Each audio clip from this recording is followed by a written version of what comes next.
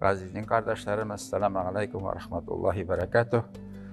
Allah Teala yeryüzünde dünyaya feriştelerini de yarattı, cinlerini de yarattı, kişilerini de yarattı, hayvanlarını da yarattı. Bunda da Allah Teala'nın zor bir hikmeti var.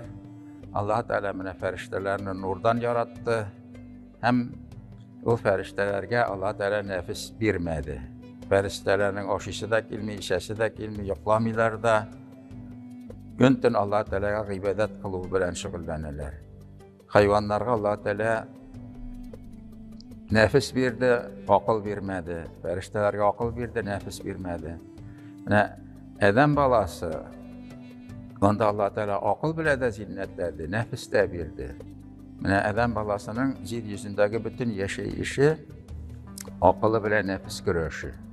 Eğer şu görüşte akıllı zingip çıkayken, Allah Teala adam balasını feriştelerden de yukarı götürem dedi.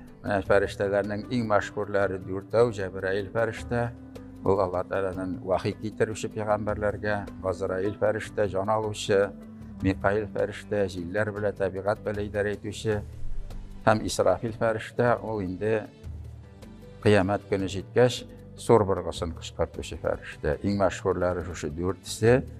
Cebrail ferişteni Allah Teala yaratkaş, Cebrail ferişte Allah Teala'ya şükür yüzünden 2 rekat namaz okudu. Bir rekatın 20 bin yıl okudu, 2 rekatın 20 bin yıl okudu. Şu namazı tamam bulgaş, 2 yakka selam verdi de Allah Teala'ya gitti, yüzünün yaratılışına nine qaraganda da şükür etüşü bulur meken dedi. Allah Teala gitti. Ahir zaman peygamberi gelir, onun ümmeti yeryüzünde 60-70 yıl türlü meşakkat, ağrı, sırhav içinde yaşarlar. Şuların meşakkat içinde okugan 2 rekat namazları benim için sinekine qaraganda kadirlirak deydi. Bu nerse degen anlatır. Çünkü adam balası namaz okur için özünün nefsini jingirge deyiş.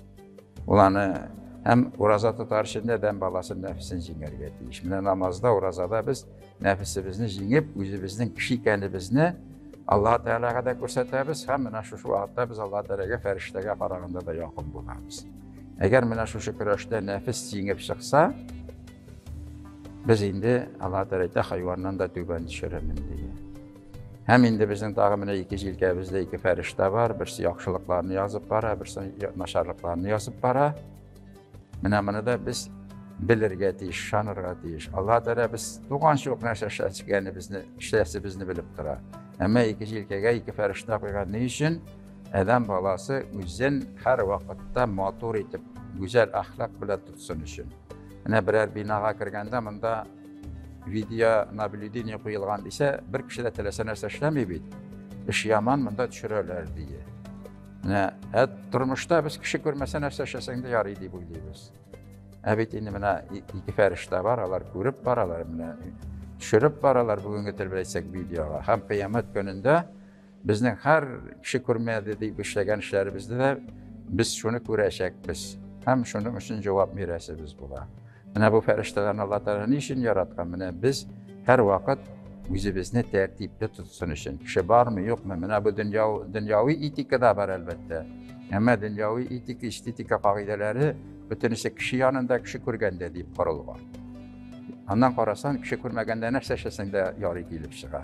Ama diyeyim bu ilçe Allah Teala feriştelerine var iken sizni görüp duruşu var, cevap mirasınız var. Her adamlarınızı uylap, şamalap, işleyiz. Tuzan bir teyhatligine naşarlığınız da yoğalmaz diye Allah Teala Kur'an-ı Kerim'de, tuzan bir teyhatligine yakşılığınız da yoğalmaz diye. Ve men ya'mel miskale zarratin hayra yarah ve men ya'mel miskale zarratin şerre yarah. Demek biz her mizgilimizni, her ömrümüzni kichkinagina bo'lsa da yaxshilikni ishlarga tirishirga kerak. Bu kichkinagina deb tugul, ham kichkinagina bo'lsa da gunohdan da saqlanirga kerak. Bu ferishtalarning bizga qo'yiluvi biz shu motor sifatlarga nosharlikdan tiyilib, yaxshilikdan bo'lib yashar uchun bizga yordamchi etib qo'yilgan. Albatta ferishtalar ko'p, aning uchun kitoblarda bor bugun Alloh taolo ferishtalari degan. Bizga eng muhimi shu hem indi adam balasını saklavışı ferişte de var. Her kişi doğanda bir şeytan tuğa. Менә бала дөньяга килә, елап җибәрә, ул теге шайтанны күрә. Шуңа бала җылый. Акылга сагыйк булса җыламый, чөнки башында кем торганын белми. Әтияне күрми, бала күрә шайтанны. Һәм инде Алла Тәала кешеләргә һәр кемгә ике сакчы фәрештәне яраткан. Алар безне начар хәвеф-хәтәрләрдән саклап торалар. Әмма кеше харам ашаса, тиешле кием белән йөрмәсә, ят җирләр ашык булса, бозыклыклар эшләсә, фәрештәләр менә аны саклар өчен фәрештә куелган, ул аны ташлап кача. Аның яныннан китә. Хәтта менә Кадер кичәсендә фәрештәләр һәр өйгә кереп, дуалар кабул булсын дип дуа кылып, кешеләргә бәхет, сәгадәт теләп биргән вакытта да, әгәр өйдә арак эчелсә, хәмер эчелсә, дөбер шатыр ямсыз музыка уйнап торса, эт булса өй эчендә, кемдер әтиян-исен каһәрләсә, ызгыш талаш булса, ул йортта хәтта Кадер кичәсендә рәхмәт фәрештәләре дә керми. Менә шуңа күрә инде без ашаган ризыгыбызга да игътибар итәргә кирәк, харам булмасын. Авызыбыздан чыккан сүзгә дә игътибар итәргә кирәк. Ул сакчы фәрештәләр безне ташлап китәрлек булмасын. Менә Алла Тәала безгә нигъмәт итеп, бүләк итеп сакчы фәрештә бирде. Син харам ашап, харам ичеп, тиешле киемнән йөрмичә, ярым шәрә йөреп, менә ул Алла Тәала биргән нигъмәтенә ризасы, күфранна нигъмәт кылу була. Алла Тәала биргән, миңа ул фәрештә кирәк түгел дигән шикелле килеп чыга. Һәм инде әйтәбез, ни өчен бу вакыйга безнең белән булды микән ди. Ассаламу алейкум ва рахматуллаһи.